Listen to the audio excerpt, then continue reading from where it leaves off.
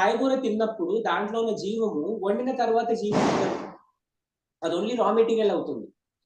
So దాంట్లో carbohydrates, nutrients ఉంటాయి. కానీ సహజంగా ఏదైతే లైఫ్ ఫోర్స్ అనేది ఉంటుందో దాంట్లో ఆ లైఫ్ ఫోర్స్ అనేది ఉండదు, తగ్గిపోతుంది వంట చేసే పద్ధతి. సో డీప్ ఫ్రై చేస్తాము, ఏది చేయాలి ఏది చేయొద్దు, ఎంతవరకు తినాలి. సో ఆ వంట చేసే పద్ధతులన్నీ కరెక్ట్గా మనం చేసుకుంటే అప్పుడు మనం తినే ఆహారంలో కూడా కొంచెం జీవం ఉంటుంది, అది మనకు హెల్ప్ అవుతుంది. ఫ్రిడ్జ్ లో పెట్టుకుంటే మళ్ళీ దాంట్లో ఉన్న ప్రాణం అంతా నశింపబడుతుంది. సో ఫ్రిడ్జ్ అనేది ఒక డెవిల్ బాక్స్ లాంటిది. సో రిఫ్రిజిరేటర్లు వచ్చినప్పటి నుంచి మనకు దాన ధర్మాలు తగ్గిపోయాయి.